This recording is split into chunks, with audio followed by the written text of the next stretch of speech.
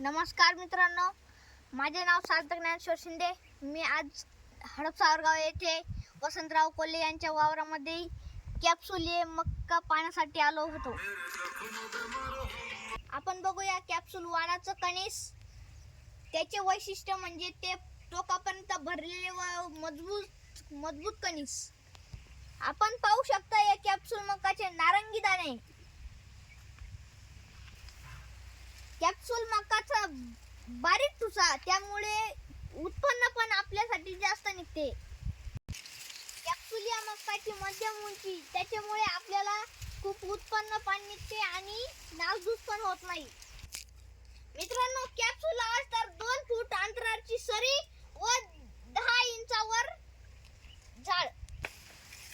हे कॅप्सूल नावाचे कणीस, याचे एक मजबूत अवतरण, याच्यामुळे त्याच्यामध्ये पाणी जात नाही व आळे पण शिरू शकत नाही.